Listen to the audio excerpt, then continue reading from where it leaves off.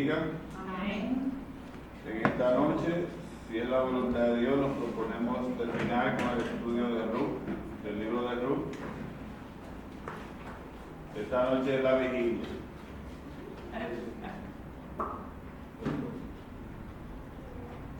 Vamos al capítulo 4 del libro de Ruth.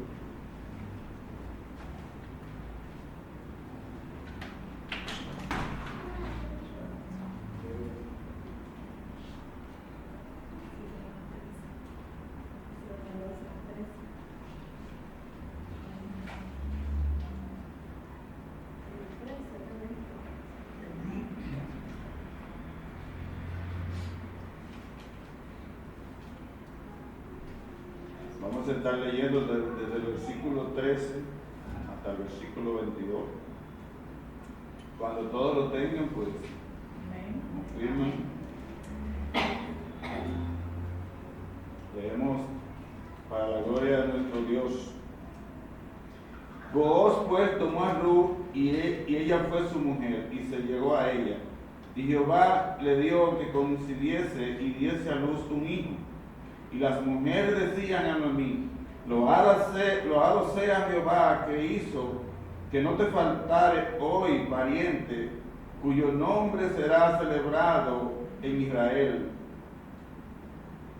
el cual será restaurador de tu alma y sustentador de y sustentará tu vejez. Pues tu nuera que te ama lo ha dado a luz, y ella es de más valor para ti que 7 hijos. Y tomando Noemí al hijo, lo puso en su regazo y fue su haya. Y le dieron nombre las vecinas, diciendo: le ha nacido un hijo a Noemí, y lo llamaron Obed. Este es padre de Isaí, padre de David. Estas son las generaciones de Fares. Fares engendró a Esrom engendró a Ram engendró a Aminadab engendró a Nazón, y Nazón engendró a Salmón engendró a Booz, y Booz engendró a Obed engendró a Isaí, e Isaí engendró a David. Señor, gracias te damos nueva vez. Oramos nueva vez, Señor, y te pedimos que tu Espíritu nos guíe en este tiempo, que sea para la edificación de nuestras vidas. Amén. Bien, hermano, el miércoles pasado estuvimos viendo, pues, el proceso de redención de Ruth y Noemí, donde pues vimos las instrucciones de Noemí hacia Ruth ocupada en buscarle el sustento, buscarle seguridad, el futuro estable. La guió sabiamente para que se presentara donde Booz a hacerle una propuesta de redención, una propuesta que incluía el matrimonio. Vimos todos esos detalles y vimos que todas las cosas pues salieron conforme al propósito de Dios. Obviamente Dios era que estaba guiando la historia, y estas hermanas, estas mujeres, pues pudieron ver su esperanza, abrazar su esperanza, pudieron experimentar tranquilidad, experimentar reposo, experimentar seguridad, experimentar el sustento, y sobre todo Noemí, que estaba deseando pues tener un pariente, un descendiente, pues ya tenía la puerta abierta, porque ya tanto Booz como Ruth pues estaban a la puerta de casarse, ya que el pariente redentor más cercano pues declinó, y ya conocemos, ya vimos los detalles, las causas por qué declinó. En el día de hoy vamos a ver la conclusión del libro, de la historia, hasta que en otra ocasión pues Dios nos dé la oportunidad de volver a pasar por aquí conforme a su propósito, y ya veremos que en esa ocasión qué más Dios nos trae de su fuente con relación a esta historia. Pero hoy vamos a ver la última parte, orando al Señor que nos conceda un poco de paciencia y también de habilidad, de rapidez, porque es un poquito extensa, la desarrollé bastante amplia, y esperamos que Dios nos conceda pues poder desarrollarla completa. Vimos el versículo 13, que Booz pues se llegó a Ruth. Dice que ella fue su mujer y él se llegó a ella. Ahora, algo que me llama un poco la atención es que no se menciona una celebración de una boda. No se ve ahí una celebración de una boda, sobre todo cuando en esta cultura judía esos eventos eran bastante, se tomaban mucho en cuenta esos eventos, eran muy esplendorosos, se involucraban mucho en estos eventos y se gozaban mucho. Sin embargo, en esta unión de Booz y Ruth no se ve una celebración, a pesar de que son personas de renombre las que se están uniendo. Tenemos, por ejemplo, a Ruth, una extranjera que llega a Belén con su suegra y tiene que irse al campo a ver dónde le conceden espigar para conseguir comida. Booz, además de tener una buena posición económica, era un hombre con integridad y muy notorio, conocido por el pueblo y respetado. Noemí, con un pasado triste, ahora verse con la esperanza de tener un pariente casi realizada, era como para hacer una gran celebración. Sin embargo, no se nota. Ahora, el texto no dice que tampoco se hizo. El asunto es que el tema principal aquí no es la boda de Booz y Ruth, sino la redención. Es por eso que se enfoca más en la redención el libro. Entonces, quizás por esa razón, no es que el Espíritu Santo no le reveló al autor que se ocupara en los detalles de la unión, porque el propósito principal era la redención. Esta historia, al igual que la tuya y la mía, está dividida en dos etapas. En el primer capítulo, nosotros vemos la primera etapa, que se desarrolla sobre una familia que sale en busca de mejores horizontes, pero lo que encuentra es dificultades. Se fue por el afán y la ansiedad, la inconformidad de que donde estaban no veían seguridad alimentaria, sobre todo, a pesar de que había un pueblo ahí. Pero ellos se fueron buscando, quizá con la ansiedad de garantizar su estabilidad económica o su sustento, se van a otra nación, a un pueblo pagano, y obviamente experimentan dolor, angustia, confusión, como resultado de enfocarse en vivir una vida guiada conforme al camino de los hombres. Por otro lado, tenemos los otros 3 capítulos restantes. Vemos realmente la provisión de Dios, su redención y los resultados de vivir una vida según el camino de Dios. Se enfoca en esos 3 capítulos, ese es el enfoque. Así que no solamente podemos ver la redención de Noemí y de Ruth, sino la redención de todo un pueblo. Esta es la razón de que veamos esta genealogía al final del libro, como lo leíamos y como la vamos a desarrollar más para adelante. Otra razón muy importante es que hay obras que Dios hace en nuestras vidas que no pueden ser magnificadas o engrandecidas por un acontecimiento natural. Hay cosas que Dios hace. Ciertamente la boda es muy hermosa, es un acontecimiento que le llama mucho la atención, uno lo disfruta mucho. Pero hay cosas que Dios hace en nuestras vidas que no pueden ser magnificadas o engrandecidas por algo natural. Nosotros, por ejemplo, conocemos el ejemplo de una pareja que ustedes conocen, que se casaron, y cuando ellos nos cuentan de su boda, y nos cuentan cómo, a pesar de que pueden presentar todo el esplendor de la boda, el lugar donde fueron, cómo estuvieron sorprendidos por eso, sin embargo, lo que te queda es cómo Dios obró en medio de ello para proveer todas esas cosas. O sea, cuando tú te enfocas, sí, te maravilla, pero tú te quedas con, wow, con un Dios grande, con un Dios que obró. La obra de Dios resalta, la mano de Dios en nuestras vidas resalta por encima de los resultados.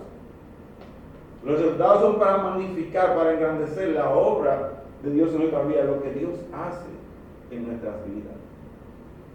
O sea que ciertamente son cosas que vemos en este principio de este capítulo, al no ver la celebración de la boda. Eso se quedó escondido por ahí. Entonces el versículo 13 dice, y se llegó a ella. Dice que Boaz se llegó a ella, a Ruth. Esto quiere decir que tuvieron relaciones sexuales. Se trata de un eufemismo.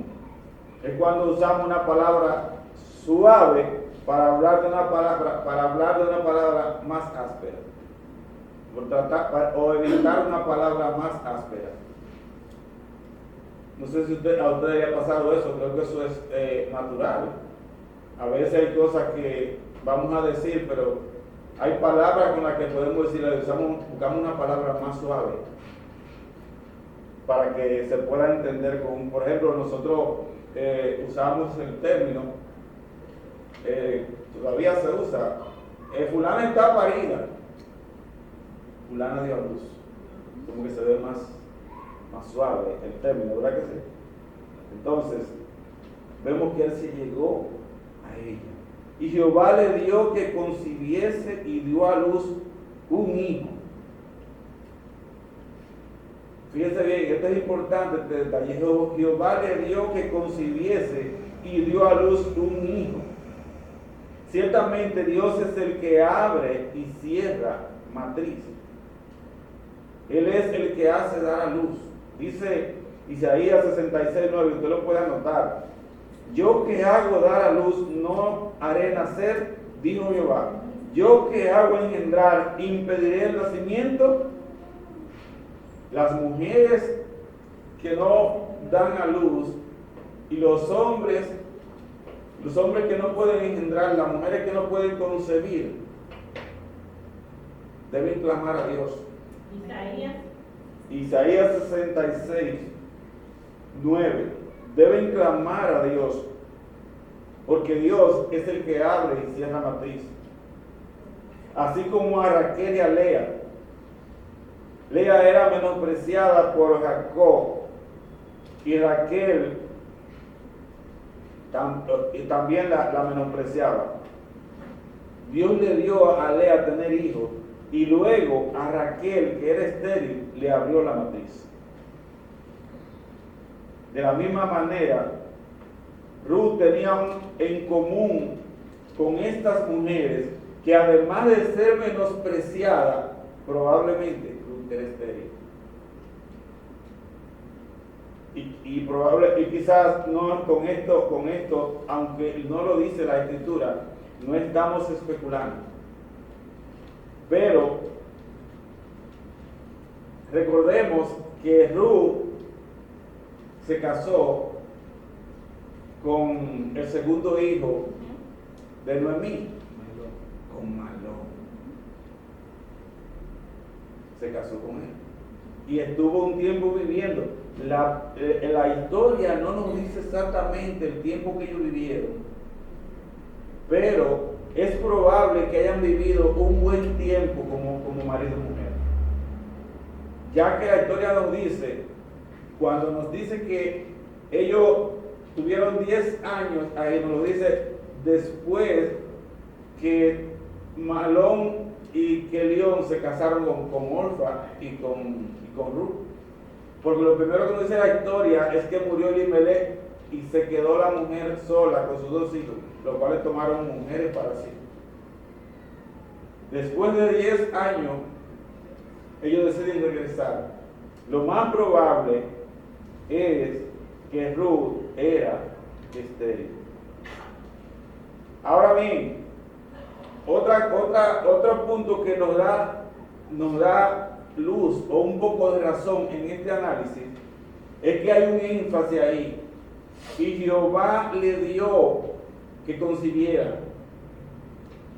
Ciertamente por decreto soberano, de manera general, Dios es el que abre y cierra matriz. Dios ha dado a la mujer y al hombre engendrar y tener hijos de manera natural. Ahora, cuando vemos en las Escrituras que dice que Dios le dio que concibiera, regularmente son mujeres estériles. En casi o en todos los textos son mujeres estériles. Que dice, y Dios le dio que concibiera, Dios le dio que tuviera hijos. Son mujeres estériles. Lo vemos en Sara, lo vemos en Rebeca, lo vemos en Raquel, lo vemos en Ana, lo vemos, hay una mujer en el libro de los jueces que tiene esta experiencia también, que era estéril y Dios le dio que concibiera hijos, y lo vemos en Elizabeth, mujer de Zacarías. Cuando vemos esta expresión, y Dios le dio que concibiera, no, regularmente eran mujeres que eran estériles, que tenían esa dificultad para dar a luz. Caemos entonces al versículo 14 y 15. Dice, y las mujeres decían a Noemí, loado sea Jehová, que hizo que no te faltara hoy pariente, cuyo nombre será celebrado en Israel, el cual será restaurador de tu alma y sustentador de tu vejez, pues tu nuera que te ama lo ha dado a luz, y ella es de más valor para ti que 7 mujeres. De 7 hijos, perdón. Aquí vemos que las mismas mujeres que cuando Noemí entró por Belén, totalmente, como decimos los dominicanos, con una mano adelante y otra atrás, regresó abatida y desolada. Ahora las alababan a Noemí por la bondad de Dios, por medio de ese hijo que Dios le estaba concediendo. Un panorama totalmente diferente, un cambio, un giro de 190 grados. De llegar con las manos vacías, llenas de tristeza y desposeída, ya hoy Noemí tiene un pariente, ya tiene un descendiente. Ella la alaban por eso y exaltan a Dios por la obra que ha hecho sobre Noemí, concediéndole este hijo. Lo que parecía imposible para Noemí, Dios lo hizo posible. Todas las cosas, toda nuestra vida están en las manos de Dios. Y por más difíciles dificultades que atravesemos, olvídese, Dios va a aparecer porque todo está en su control. Él no pierde el control, Él es Dios. Y a pesar de las situaciones que Noemí vivió y que también Ruth vivió al ver su marido morir también, Dios tenía el control sobre su vida.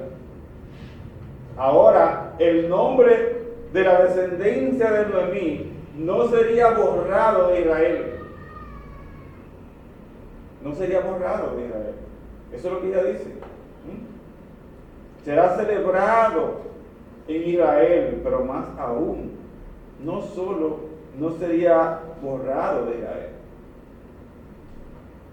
No sería eso solamente, es mucho más que eso. Ahora estaría en su pueblo por los siglos de los siglos. Por los siglos de los siglos. Mientras que si Noemí no hubiese tenido pariente, no hubiese tenido este encuentro con el Señor no la hubiese rescatado, a lo mejor ni siquiera hubiésemos conocido la historia. Pero por causa de este pariente que Dios le dio, ya no solamente Noemí es conocida por todo el pueblo de Dios, todo el que viene a Dios y su descendiente, sino que su nombre no es borrado del pueblo, pero además de eso, el nombre resuena y resonará por toda la eternidad, como lo vamos a ver más adelante. O sea que en realidad Dios hace las cosas mucho más abundantes de lo que nosotros pedimos o entendemos. Y en el caso de Ruth, había venido a ser para Noemí la familia perfecta. Ella le dice, y ella es de más valor para ti que 7 hijos. El 7 es el número perfecto. Recordemos que Ana, cuando dio a luz en su cántico, mencionó eso, que ella dio a luz a 7, pero no a un solo. Se encontraba plena, se encontraba completa, se encontraba satisfecha. Noemí había encontrado satisfacción, plenitud, por medio de Ruth. Ruth sería o era mejor para ella que 7 hijos. Bendito sea el nombre de Dios. Versículo 16 y 17. Y tomando Noemí el hijo, lo puso en su regazo y fue su haya. Y le dieron por nombre las vecinas, diciendo, le ha nacido un hijo a Noemí, y lo llamaron Obed. Este es el padre de Isaí, padre de David. Aquí siguen las mujeres saltando, viendo cómo ahora ella disfruta de la bendición. Aquella que vino desolada y sin pariente, le ha nacido un hijo a Noemí. Oh, qué Dios más bueno. Noemí sin marido, Noemí sin hijos que le dé descendiente, Dios por medio de esta joven que la puso en sus manos como su hija, ahora le da un pariente y la lleva a un lugar donde ella va a tener estabilidad, va a tener reposo, va a tener quietud, va a tener sus necesidades satisfechas, hasta que este hijo entonces se ocupe de ella ya cuando sea un hombre. ¿Qué vemos aquí? La bondad del Señor, el cuidado del Señor. Son cosas que deben quedar en nuestra mente, porque nosotros vivimos un día a día y vivimos enfrentando situaciones que nos hacen creer que Dios ya no está por ahí, que ya Dios me abandonó. Pero no es así. Él está con nosotros aunque no lo veamos. Dice aquí que fue su haya, o sea, su nodriza, quien lo cuidaría con gran afecto. Me imagino a Noemí deleitada ahora en su bebé, en su niño, alabando a Dios, exaltando a Dios, porque ya es una familia de renombre, pero sobre todo con un corazón agradecido, desbordado hacia esa nuera, que con tanto desprendimiento la ayudó, se encargó de ella, la cuidó, trabajó para ella, y ahora le trae el regalo preciado, lo que le daría continuidad a su familia en el pueblo de Israel y sobre todo en la familia eterna de Dios. Hay gozo, hay motivo de gozo, hay motivo de gozo. Si se celebró, no se celebró una boda, una nupcia, eso no iba a empañar el gozo y la satisfacción de un corazón ensanchado y agradecido por lo que está recibiendo. Eso no lo iba a ensanchar. Ella estaba viendo la mano de Dios obrando. Dice que le dieron por nombre las vecinas. Creo que es el primer caso en la Biblia donde son los vecinos que le ponen nombre. Siempre la familia, el padre y la madre. En este caso fueron las vecinas que le dieron por nombre. O sea que Dios usa a todo el mundo, hermano. Dios está usando todo su... En esta historia, Él está usando todas las personas conforme a su propósito, tomando parte. Nadie censuró eso, porque Dios estaba obrando. Le dieron por nombre Obed. En hebreo significa fiel, adorador, siervo. En nuestro caminar en esta tierra enfrentamos sucesos sin forma de escapar de ellos, pero Dios está al frente, detrás, a los lados, arriba y debajo de su pueblo, cuidando de él. Nos puede parecer que nos ha abandonado, pero Él no nos abandona. Dios no abandona la obra de sus manos. Dios es fiel, Dios es perfecto. En los evangelios se nos narra la historia, tanto en Lucas como Marcos como Mateo, de los discípulos en la barca con Jesús.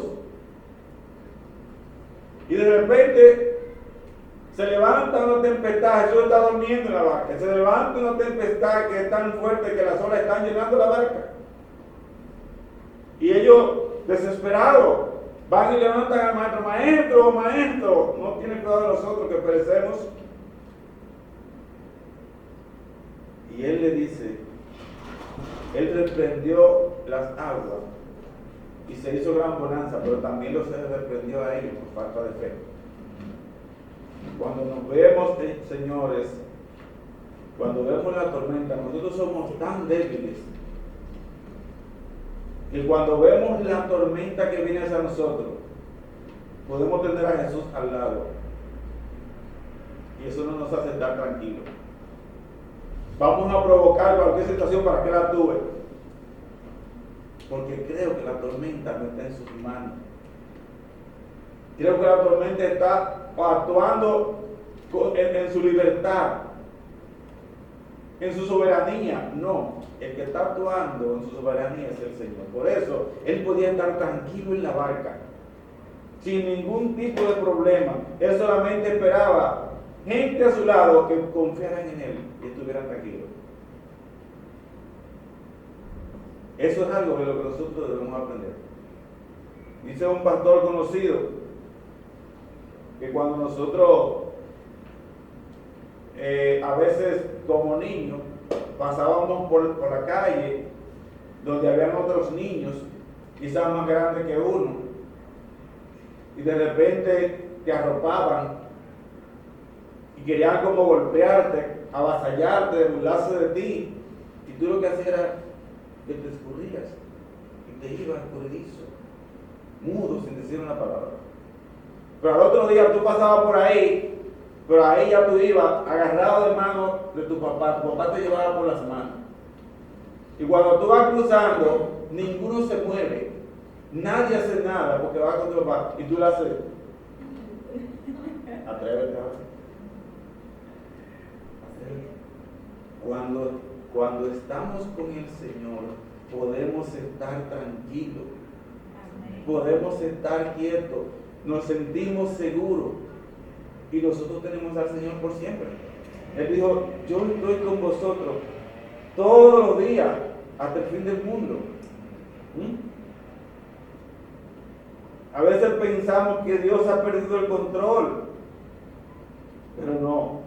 Dios es una barca, Dios es una brújula, es un guía que nos lleva a puerto seguro.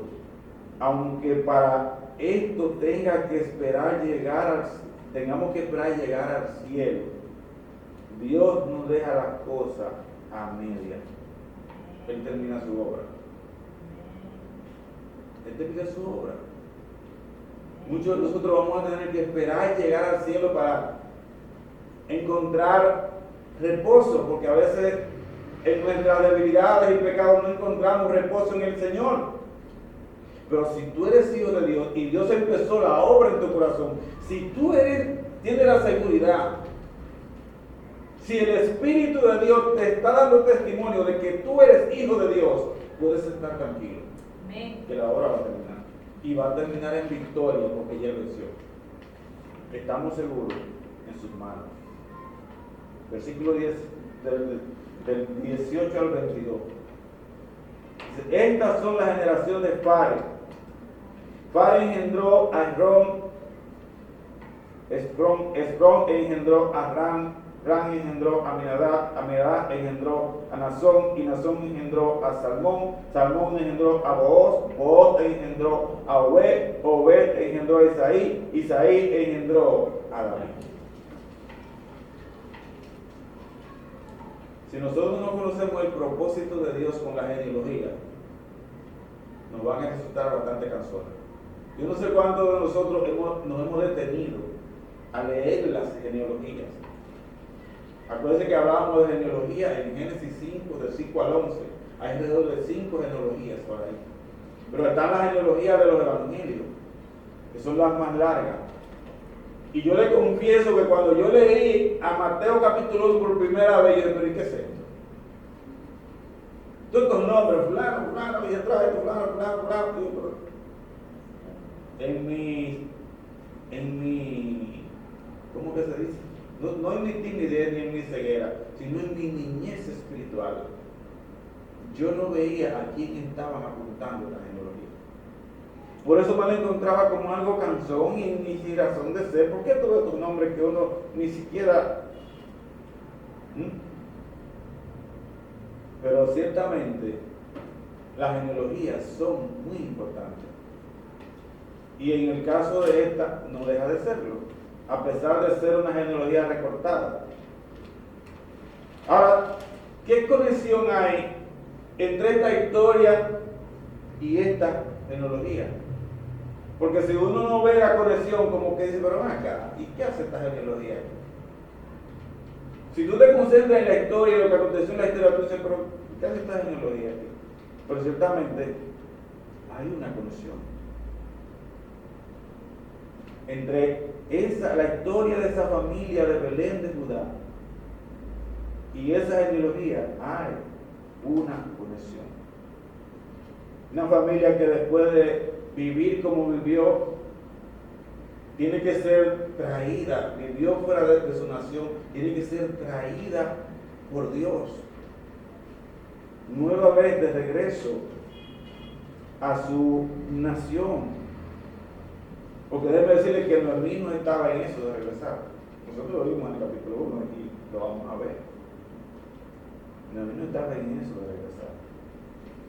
Pero Dios la trajo. Esta genealogía tiene una conexión con el Redentor final. Ese Redentor que vemos ahí, que está en esa genealogía, tiene una conexión con el Redentor final, que es Cristo. Nosotros hemos hablado que esta historia y la nuestra son muy parecidas. Nosotros todos fuimos apartados en Adán y hemos sido traídos nueva vez mediante un proceso de restauración, de redención, de regeneración. Hemos sido traídos a Cristo. Hemos sido traídos al pueblo de Dios. Es por eso que esta historia es una pequeña ilustración de la redención de Dios sobre su pueblo. Como Dios actúa, como ellos se comportan normalmente, como nosotros nos comportamos. Y como Dios actúa aquí, es muy parecido a como actúa sobre nuestras vidas cuando nos trae nueva vez a su pueblo. Dice 1 de Pedro 2:25, porque vosotros erais como ovejas descarriadas, pero ahora habéis vuelto al pastor y obispo de vuestras almas. Dios nos trae, aunque en el mundo estemos mezclados y estemos pareciendo otras cosas, nos comportamos de otra forma que no es como los llamados se comportan. pero Dios nos va a traer en su tiempo. En el momento preciso Dios nos trae.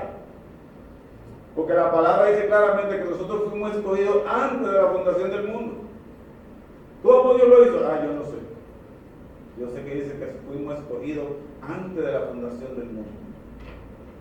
¿Por qué lo hizo? No hay nada bueno en mí. Por gracia. No tomo en cuenta lo que yo estaba haciendo ni lo que yo iba a hacer como para desecharme. No es que no lo tomo en cuenta, porque recuerden que lo que me iba a cobrar a mí, a usted y a mí, se lo cobró a Cristo en la cruz. Él lo tomó en cuenta, pero no como para desecharme. En su momento, en su tiempo, Dios nos trae. Ruth es parte del linaje humano de Cristo, quien es descendiente de David, según la carne. Pero además, esta genealogía es recordada si la vemos a la luz de Mateo capítulo 1. No tiene que buscarla, usted lo nota y lo busca en su casa. Esa genealogía de Mateo hacia el pasado llega hasta Abraham, y hacia el futuro hasta el Mesías prometido, hasta nuestro Salvador, hasta Cristo. Y esta genealogía de Mateo tiene a Ruth incluida. Ruth estaba en el linaje del Mesías. Podemos ver la importancia que tiene y la conexión que tiene esta historia con la genealogía. ¿Por qué está ahí? Aunque es recortada, pero es céntrica. Para donde quiera que te mueva, te lleva a uno de los extremos. En la genealogía de Lucas, Jesucristo era criado hasta Adán. O sea que las genealogías son importantes también, porque nos traen luz sobre la realidad de la humanidad de Cristo.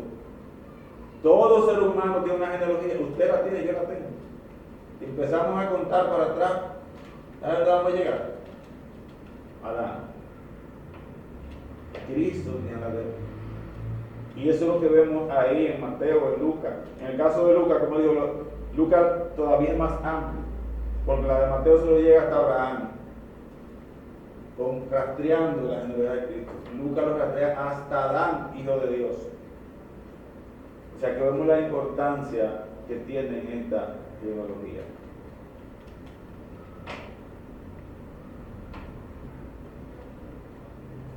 Entonces vamos a ver algunos ejemplos.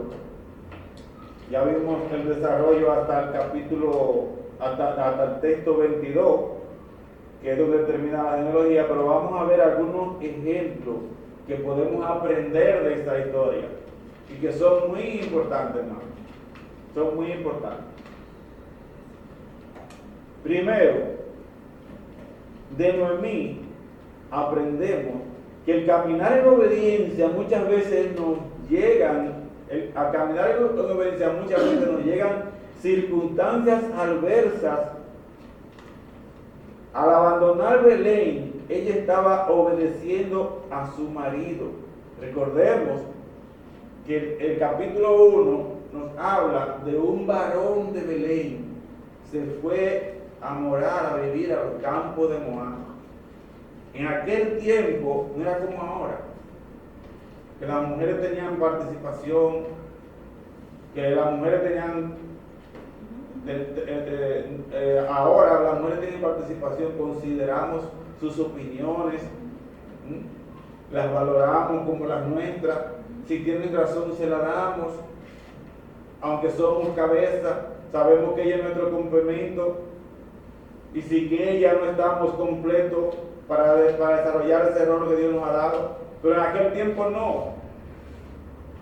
Y todavía hay culturas y lugares donde la mujer es como un bebé que la lleva de brazo a hacer lo que quiera. Todavía en nuestro país hay lugares donde hay mujeres que son prácticamente objetos, que no tienen derecho a una opinión simplemente son llevadas a donde el marido quiera y a soportar lo que el marido quiera. Noemí fue llevada a Belén, no sabemos en qué condición, pero fue llevada, el responsable ahí era su marido, a Moab, perdón, fue llevada a Moab y el responsable era su marido, del futuro de esta familia. Ella actuó en obediencia y cosechó adversidades. Muchas veces, andando en integridad, las cosas no nos vienen como esperamos.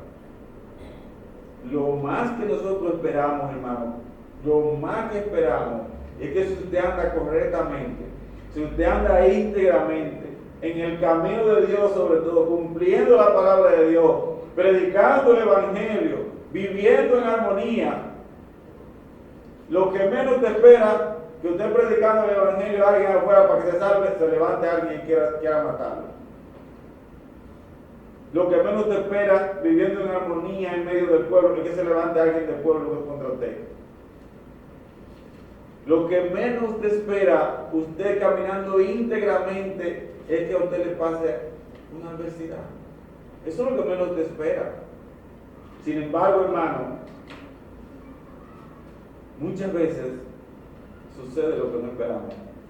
Viene adversidades, usted caminando íntegramente. Tenemos un Dios que no lo entendemos, pero Él es soberano. Él actúa en su soberanía como Él quiera. Recordemos el caso de José. José en Egipto, andando en integridad, siendo fiel a Dios, cae en la cárcel por serle fiel a Dios, y hubo que esperar para Dios bendecirlo, para Dios sacarlo. Entonces, otra cosa que aprendemos de Noemí, que al caminar en obediencia, algunas veces Dios nos quita lo que tenemos, pero es para darnos mucho más. Cuando nosotros andamos en obediencia y Dios soberanamente nos quita lo que tenemos, no debemos sorprendernos porque Él es soberano. Aunque no esperamos que eso suceda porque usted está en obediencia, usted está bien, usted anda en integridad, pero Dios actúa como quiere. Y muchas veces nos quita lo que tenemos, pero es para darnos mucho más. Recordemos el caso de Job. ¿Qué pasó con Job? Dios permitió que Satanás le destruyera todo lo que tenía. Y con lo único que se quedó fue con una esposa que le dijo: hasta ahora tú mantienes tu integridad, maldice a Dios y muérete. ¿Hasta cuándo tú vas a estar en eso, Job? Muérete. ¿Qué consejo de una esposa? Pero ¿qué pasó al final? Y ese era el, oiga bien, el hombre recto, perfecto, temeroso de Dios y apartado del mal. Y mire lo que le pasó. Lo que Dios permitió que le aconteciera, Dios decretó que le pasara. Pero Dios al final lo bendijo mucho más. Porque Él tiene el control. Él es Dios. Aprendemos de Noemí que el propósito redentor de Dios no está subordinado a la voluntad del ser humano. Noemí no tenía planes de regresar.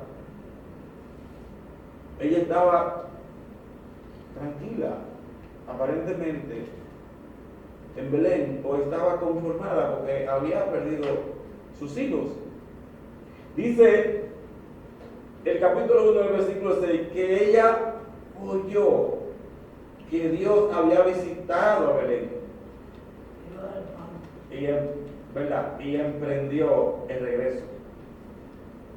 Mira, hermano, cuando nosotros tomamos malas decisiones, pecamos, hacemos cosas que desagradan a Dios, nos apartamos, solamente Dios nos hace volver. Y en su misericordia y su amor, Él propicia las circunstancias para traernos.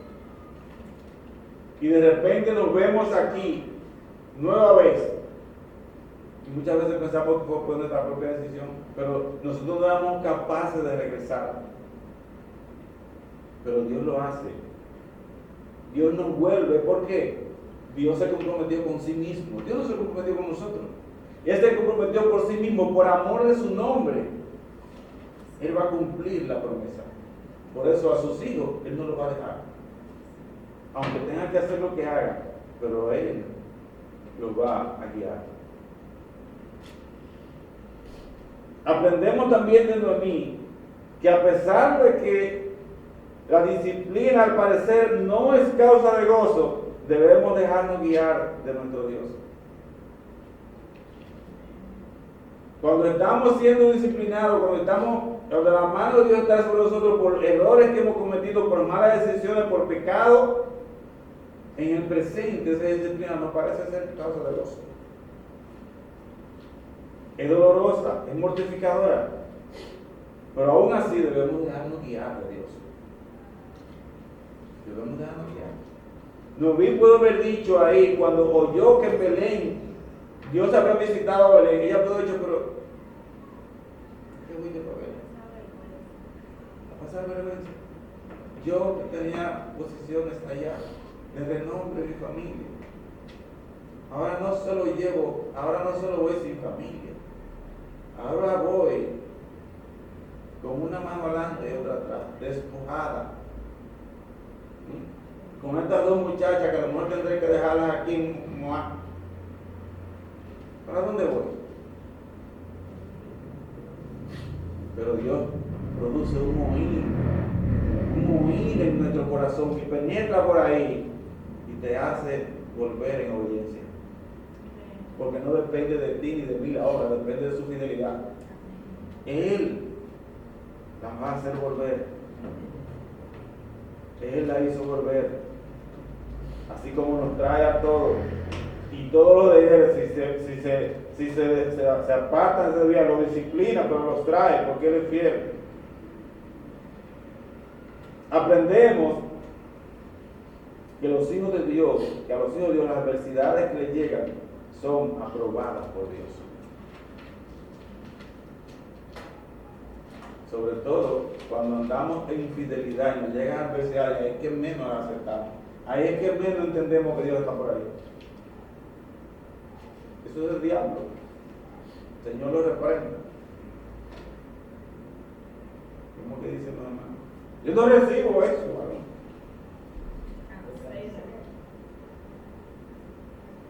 Recibámoslo porque la mano de Dios está ahí. Aprendamos de que Dios quiere llevarnos a un bien. A los hijos de Dios las adversidades que le llegan son aprobadas por Dios. Ella cuando llegó, que se sorprendieron allá, pero ¿y no es esta Noemí? Ella dijo, por favor, no me llamen Noemí, llámenme Mara. Yo me fui llena, pero Jehová me ha vuelto vacía. ¿Quién trajo vacía? El diablo la despojó. Jehová me ha vuelto con la mano vacía. En medio de la aflicción, ahí hablamos de la fidelidad de Dios, hermano. Ahí se destaca la fidelidad de Dios. Porque esto no puede salir por Noemí. Es Dios que nos hace reconocer, aún en las circunstancias que tenemos, que es Él que está actuando.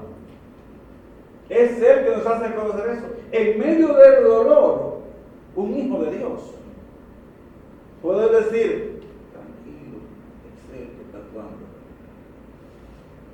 Ella dijo, Jehová me ha vuelto con la mano vacía. Bendito sea su nombre. Aprendemos también de Noemí que a pesar de las aflicciones debemos dar testimonio de nuestra vida de fe, porque de esa manera Dios atrae a otros a la fe. A pesar de las aflicciones, los hijos de Dios estamos llamados a dar testimonio de nuestra fe en medio de esos procesos, porque de esa forma Dios trae a otros a la fe. ¿O ustedes no creen que Ruth fue impactada, de alguna forma fue ministrada por Noemí.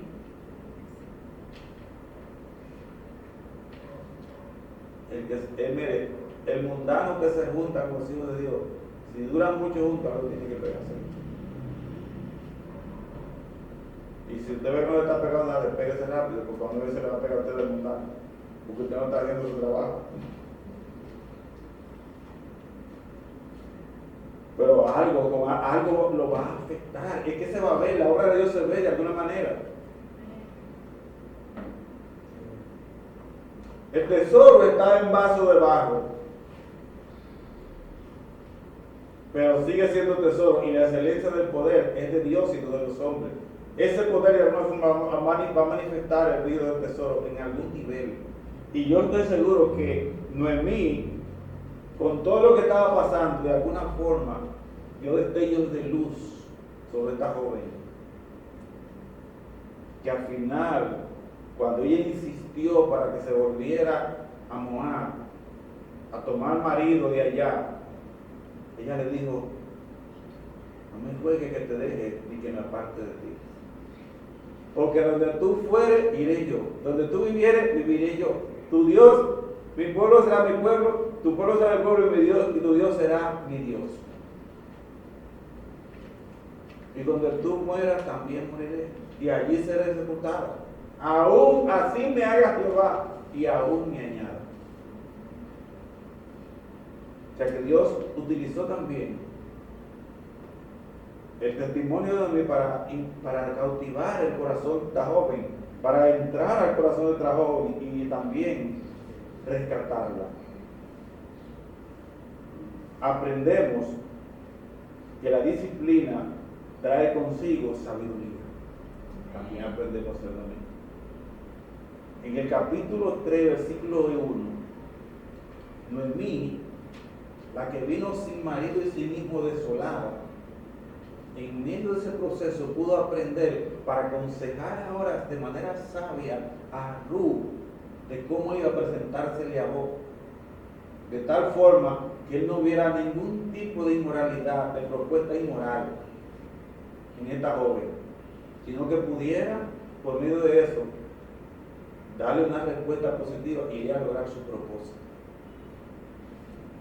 La aconsejó sabiamente. De Noemí y Ruth aprendemos que la diferencia de edad no es un obstáculo para una vida, para una amistad verdadera y una buena convivencia. Amén. A veces no queremos juntarnos con los más ancianos porque ignoramos lo bueno que se nos puede pegar. Si supiéramos lo bueno que se nos puede pegar, nos juntáramos más con ellos. Hoy lamentablemente tenemos un modo de vida donde ni siquiera los hijos quieren andar, los hijos adolescentes quieren andar con los padres. Es por eso que tenemos la sociedad y como la tenemos, porque todo se ha distorsionado. Pero esta muchacha dio testimonio de una vida íntegra. Ella mostró amor, ella mostró integridad, a pesar de que no veía en Noemí ninguna esperanza, pero en su Dios sí. Ella juró por el Dios de Noemí y confió en ese Dios como para serle fiel y tener una amistad sincera. Se comprometió con ella. De Ruth aprendemos que el camino de integridad es un camino de bendición.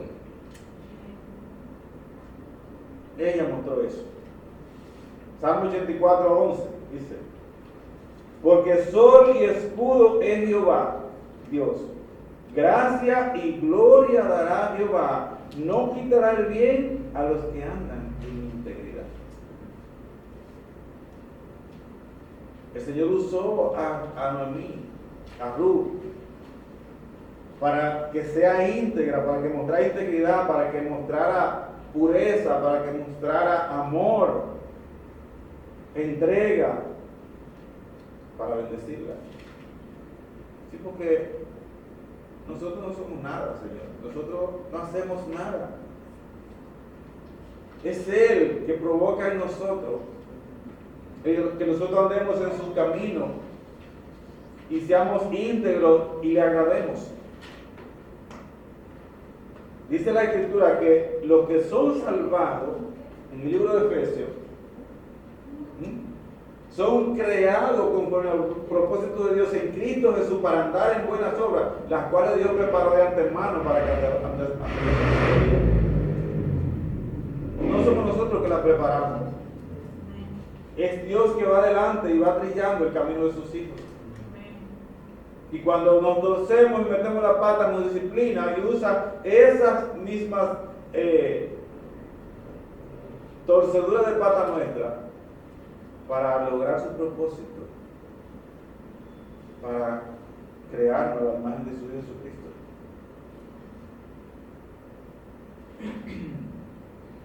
Aprendemos de Ruth la bendición del diligente. El 2:1. Ella, al llegar a Belén con Noemí, no tiene ni siquiera dónde comer. Tal vez tenían alguna casa vieja que hubiesen dejado ahí para refugiarse, pero no tenían ni siquiera que comer. ¿Qué es lo que hace esta joven moabita?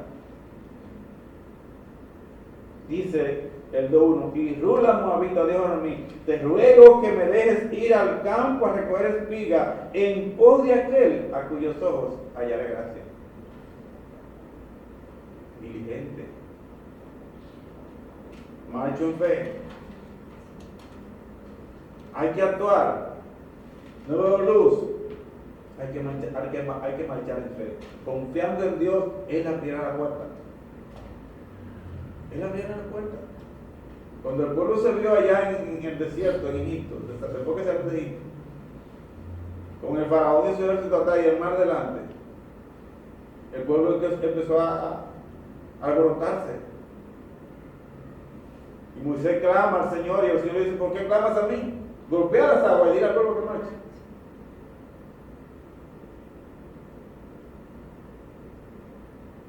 Hay que echar al frente, hermano. No podemos ser negligentes. Tenemos que ser diligentes. Proverbios 12:24. La mano del diligente señoreará, mas la negligente será tributaria. ¿Cómo vemos a Ruth ahora? Señoreando. Ahora es la señora de gozo. Ahora las criadas con las que ella se despigó, con las que ella, ante las que ella se consideraba como ni una de ellas, ahora ella está por encima de la criada, señoreando, porque ella fue diligente. De Ruth también aprendemos el ejemplo de un arrepentimiento verdadero y una fe verdadera. Esta joven dejó su pueblo, dejó su familia, donde cualquiera que esté solitario y joven tiene su esperanza. Pero además de eso, Ruth no fue una carga para Noemí. No, ella dio fruto. Ella dio fruto. Ella se sumó al pueblo de Dios no para ser una más.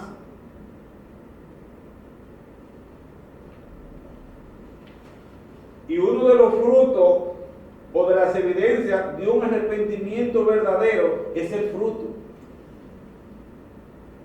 Y el fruto también al compás de los dones, del desarrollo de los dones.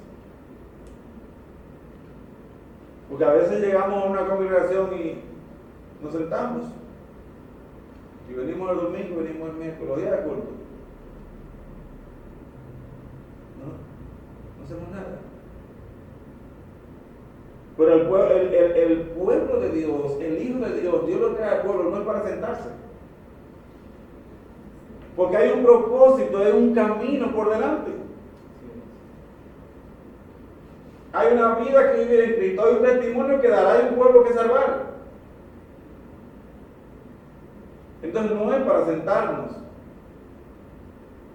Esta joven no se quedó con sentimientos en su corazón, con melancolía, de que, ay, dejé mi pueblo, ay, dejé mi tierra, ay, dejé mi familia. No. Ella se integró al pueblo de Dios. Aquí estoy y voy a cumplir con el llamado. Yo no voy a recostarme, tampoco voy a sentarme. Aquí estoy, Noemí, a la acción. Ese es el llamado del pueblo de Dios. Nosotros fuimos sacados de ese mundo. Fuimos libertados de ese mundo. No tenemos que sentirnos atraídos, ni como que dejamos algo allá que nos pertenece. Fuimos injertados en el pueblo de Dios.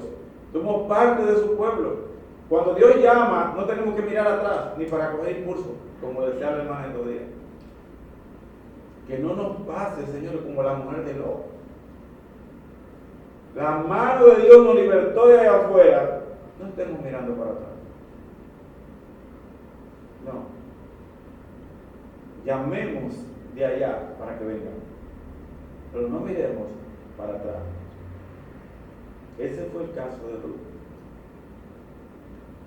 De Boaz y Ruth aprendemos que los dones y talentos que Dios nos da no son para engrandecernos y creernos superiores a los demás, sino una ocasión para practicar la humildad. ¿Por qué te glorías si lo recibiste de Dios? Dice la palabra.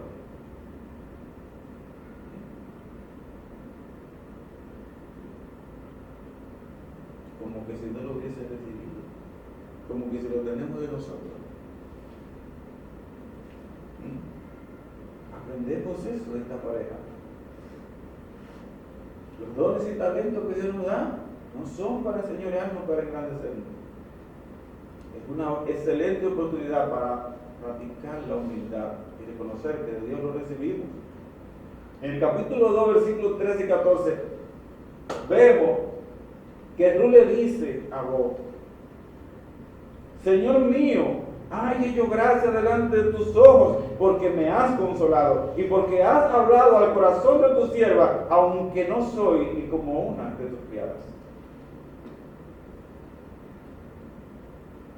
Aquí vemos que Boaz reconoce las virtudes de esta joven.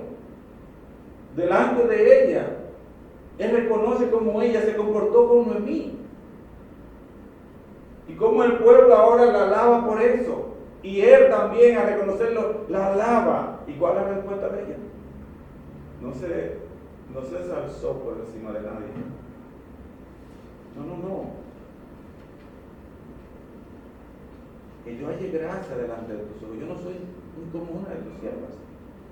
Pero ¿cuál es la respuesta de vos a eso? El versículo 14 dice: y vos le dijo a la hora de comer: ven aquí y come del pan y moja tu bocado en el vinagre. Y ella se sentó junto a los segadores, y él le dio del potaje y comió hasta que se sació y le sobró. ¿Te das cuenta? Vos, el hacendado, el reconocido, el de renombre, el de gran testimonio, el reverenciado, el íntegro, no pensó en que esta muchacha era una desamparada de Moab, que había llegado a Belén muerta de hambre, que había llegado ahora a su hacienda a pedir espiga para poder comer. Él no vio eso. Él vio una oportunidad para servirle a ella en humildad. Él mismo le sirvió. A veces nos creemos tan superiores que nos encontramos extraños servirle a una persona.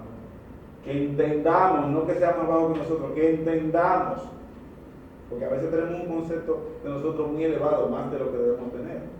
Y creemos que el otro es inferior y quizás consideramos, bueno, pero si me ves con esta persona, ¿qué va a decir? ¿Qué va a decir mis otras criadas? ¿Qué va a decir mis empleados? ¿Qué va a decir mi compañero de estatus?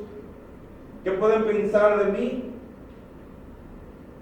Yo que soy uno de ellos del club y de repente me ven aquí.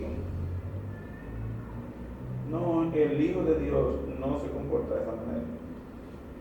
El Hijo de Dios usa sus dones y talentos en humildad para servir. Y eso fue lo que ellos mostraron. En vos tenemos un ejemplo de un protector misericordioso y de un redentor eficaz. Podemos ver ahí que a pesar de las situaciones, nuestras provisiones no están en las manos de los hombres, están en las manos de Dios. La provisión de Ruth y de Noemí estaban en las manos de Boaz, pero la decisión la toma el Señor. Por eso ellas encontraron respuesta a sus necesidades a través de la mano de este hombre. Porque muchas veces pasa eso, hermano, que Dios nos bendice y Dios nos pone en facilidad de tener. Y cuando vamos donde el hermano lo vemos en mayor necesidad, lo que hacemos es que oramos. Pero tenemos la bendición en los bolsillos y nos la llevamos. No, porque esto me lo dio Dios a mí. Esto es mío. Esto me lo proveyó Dios a mí. Yo no puedo compartirlo, yo voy a orar para que Dios le provea a él. Dice Santiago eso, que si nosotros vamos, ¿verdad?, donde tiene necesidad y tenemos ahí la bendición y simplemente oramos, ¿dónde está la piedad? ¿Dónde está el amor? Dios te da la bendición del hermano que tiene necesidad y tú vas con la bendición y vuelves de allá para tu casa porque Dios te la dio. No, hermano, lo que tenemos es del Señor. Y este hombre no tuvo reparo en mostrar eso. Esto se llama gracia. Esto no es un agarrado, como decimos los dominicanos. Tampoco un come solo. Este es un hombre que tiene a Dios en su corazón y lo toma en cuenta para cada una de sus decisiones. También aprendemos de vos que cuando se trata de agradar a Dios, no debemos medir las consecuencias. No debemos medirlas. Vos estaba enfocado en cumplir con el mandamiento del pariente cercano, de redimir a estas mujeres. Si al primero que le tocaba, el que tenía el derecho, declinaba, él decidió antes de proponérselo que él lo iba a hacer. Él estaba enfocado en eso. Y como decíamos el miércoles pasado, Dios estaba más enfocado en cumplir la voluntad de Dios que en casarse con Ruth. Vos estaba más enfocado en cumplir la voluntad de Dios que en casarse con Ruth. Porque él no trató de hacer ninguna trama. Él fue y llamó al fulano y le propuso. Claro, con la determinación de que si tú no resuelves, resuelvo yo. Entonces debemos tener la voluntad de Dios pendiente. Amar a Dios sobre todas las cosas y cumplir su voluntad. Entonces, cuando se trata de agradar a Dios, no debemos medir las consecuencias. Ahora, de Orfa y de fulano, aprendemos que cuando las circunstancias determinan nuestro servicio a Dios, nos perdemos las mayores bendiciones. Sí. Cuando las circunstancias determinan nuestro servicio a Dios, nos perdemos las mayores bendiciones.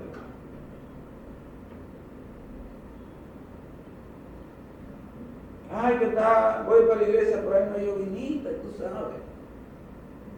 Por ahí hay paraguas. Porque si voy para el trabajo, mira, me levanto bien temprano y arranco por ahí. A veces nos cuesta aprovechar el tiempo y orar, y sacar tiempo para orar, pero nos levantamos a las 5 para ir para el trabajo. Cumplimos nuestro compromiso, tenemos esta reunión, ahí vamos. Nos descuidamos, hermano. Nos descuidamos. El servicio a Dios lo condicionamos a las circunstancias en que estamos envueltos. No, las circunstancias no pueden determinar nuestro servicio a Dios. Nosotros tenemos que andar en integridad. Estas dos personas, eso fue lo que hicieron. A Orfa se le propuso regresar a Moab. Y quizás dijo, bueno, allá tendré más. Quizás me voy para Belén, aquí nadie me conoce. Voy con Noemí, que no tiene nada, ya murió el marido, murieron los hijos, desamparada. Déjame pensarlo. Ya que ya estoy insistiendo, déjame pensarlo. Porque yo creo que mejor me va si me quedo aquí en mi pueblo, en Moab, con mi familia. ¿Y qué se perdió? La bendición de ser parte del pueblo de Dios. La perdió. Pero el fulano se perdió más. El fulano dijo, bueno, este negocio yo lo que veo es pérdida. Primero veo ganancia, pero con la segunda propuesta, si esa va incluida, lo que hay es pérdida. Yo no voy al negocio. No voy al negocio. Ahora, de ese fulano no se sabe más nada. Simplemente de fulano no se sabe más nada. Él no pensó en cumplir la voluntad de Dios, en agradar a Dios. Él pensó en su economía. Él pensó que había pérdida. Las circunstancias no me favorecen. No hay negocio. Ahora, él se perdió. No solamente ser parte del pueblo de Dios. Él se perdió el que su nombre fuera parte del linaje del Mesías, del Salvador. Hoy sabemos que Boaz es parte de ese linaje y lo vamos a ver ahí, lo vamos a saber por toda la eternidad. Esa parte tocaba a él. ¿Y qué pasó? La desechó. La desechó. A veces vemos que llegamos aquí y venimos con una mentalidad equivocada. Y empezamos a ver adversidades, las cosas negativas, no me está yendo bien, tengo dificultades, como que el negocio no es bueno, y echamos para atrás. Y nos perdemos las mayores bendiciones. Nos perdemos las mayores bendiciones. Es el alma del diligente que es prosperada. El perezoso desea y nada alcanza. Podemos venir aquí con mucho deseo, pero si una pequeña circunstancia va a inclinar nuestra balanza a un lado o a otro y no Cristo, no vamos a hacer nada. Porque lo más que hay en el camino es oposición. Oposición, empezando por nosotros mismos. Pero necesitamos ser determinantes, necesitamos ser intencionales. Necesitamos practicar la integridad. Necesitamos esforzarnos, como el Señor le dijo a Josué.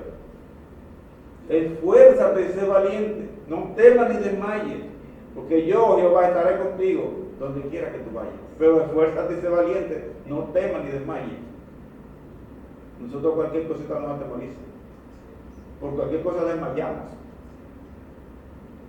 Hasta por un cansancio, ay, porque llegué tarde de trabajo, llegué cansado. Este cuerpo, miren, es el primer enemigo que tenemos. Necesitamos despertar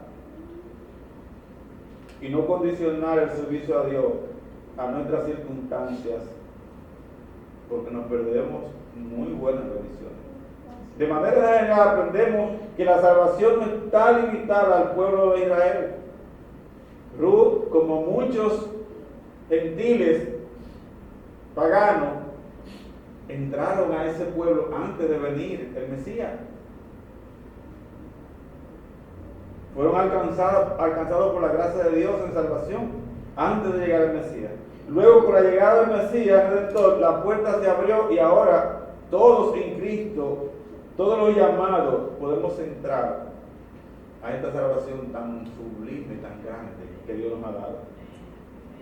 Podemos entrar con libertad, de unos y de otros. Somos parte del pueblo de Dios.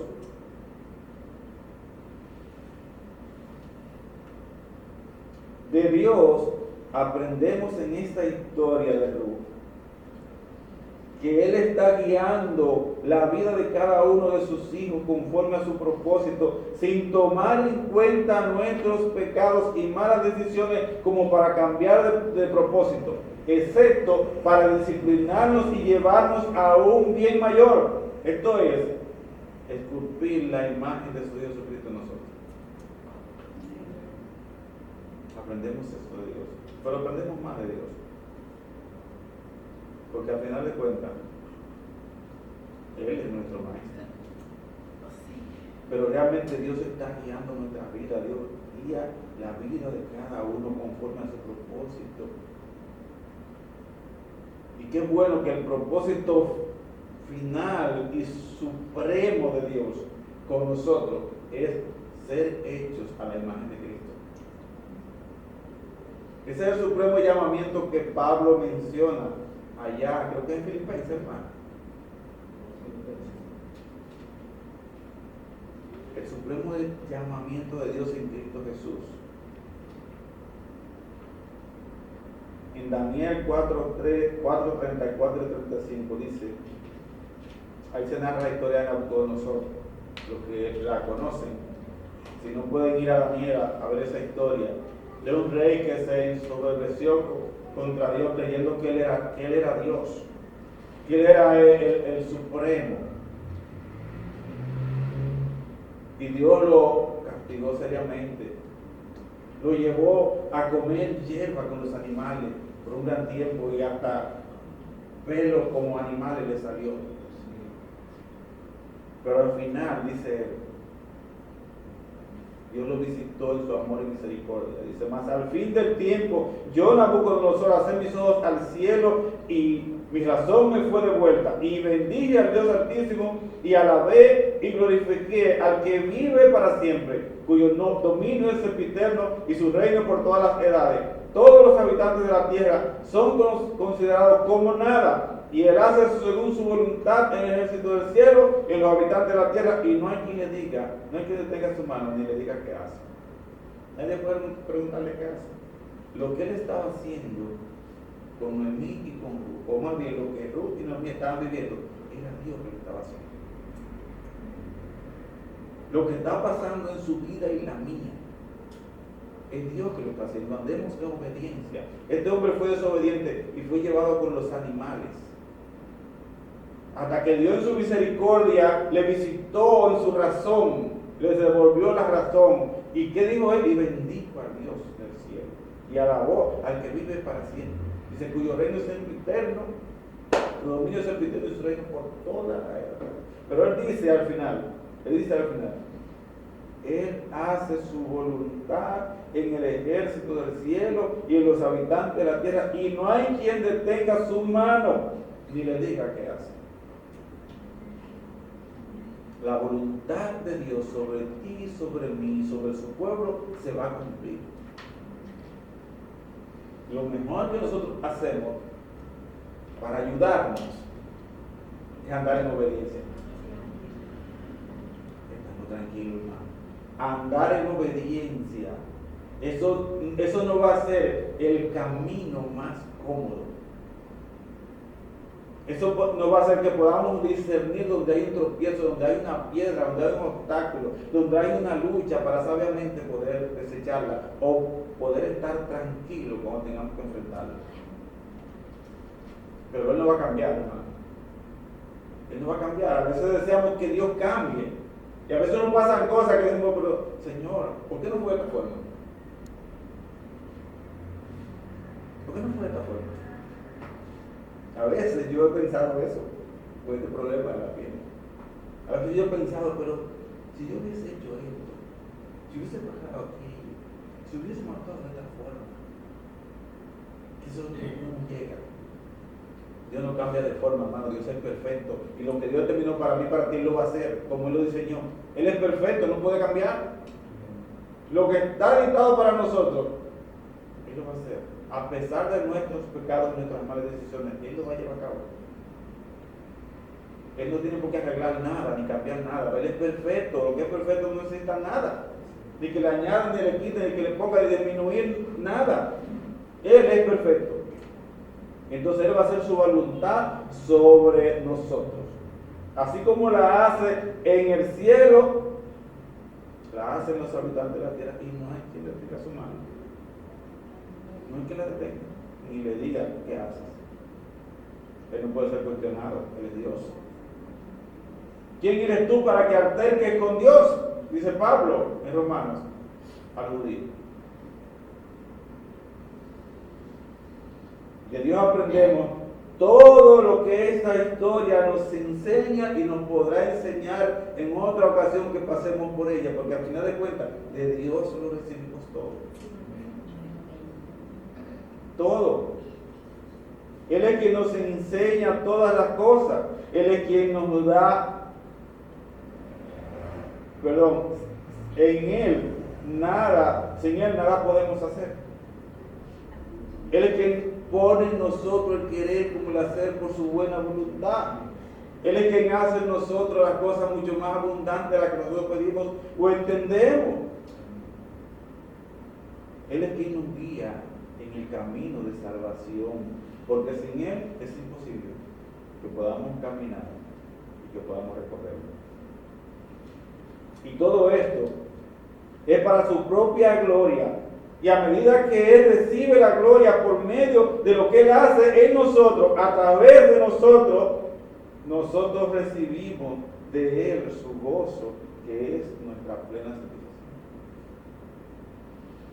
A medida que Él hace en nosotros y a través de nosotros lo que a Él le agrada, Él recibe la gloria, pero nosotros recibimos su gozo, que es nuestra plena satisfacción, porque el Dios es injusto. Y todo esto es para su propia gloria. Que Dios nos ayude, hermano, a andar en su camino, porque Dios es bueno. Y nosotros seguimos siendo malos. Si hay algo de bondad que fluye de ti, de mí, del pueblo de Dios, y debe fluir porque Él está obrando, eso le pertenece a Dios. Esa gloria le pertenece a Dios, que de una masa que puede ser desechada, hace vasos de honra para su gloria. Así como Él hace vasos de deshonra preparados para la destrucción, que pudo haber sido tú o yo, hoy nosotros somos vasos de honra, pero es para su gloria, porque Él nos hizo. Simplemente somos masa que puede ser desechada y no tiene que tomar en cuenta nada, porque es una masa. Pero qué bueno que Dios en su misericordia nos lleva como el alfarero al taller del maestro para darnos forma, para que entonces después la mano de ese maestro escultor, es la palabra,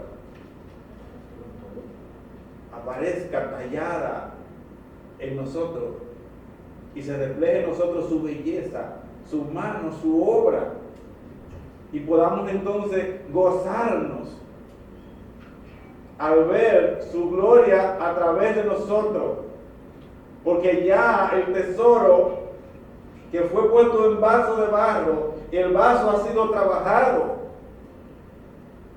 el vaso se le ha dado forma, y ahora lo que aparece es la gloria de Dios manifestada. La escoria ha sido quitada. Cuando nosotros encontramos oro, esa gente que vean con, mira, cuando encuentran oro, lo encuentras no como te lo ven en la joyería, lleno de escoria, de mucho sucio y muchas partículas. Es una piedra vieja que a veces apenas se le ve una estrellita de brillo, así, pero todo cubierto de él. Y le llevan a la taller allá y le dan forma. Y de allá sale, cuando tú ves la joyería, y dices, wow. No se ve el barro, no se ve el sucio. Eso hace Dios con nosotros. Eso hizo Dios con estas mujeres. Había un propósito en toda esa tristeza, en toda esa angustia, en esa desolación. Hay un propósito en nuestras vidas. Cuando estemos atravesando situaciones, reposemos en Él y confiemos en Él, porque es para bendición. Él nos va a bendecir, hermano, porque Dios es fiel. Amén. Oremos. Señor, gracias te damos en esta noche, te bendecimos por tu amor, Señor. Gracias por tu bondad, gracias por todo lo que tú nos muestras en esta historia.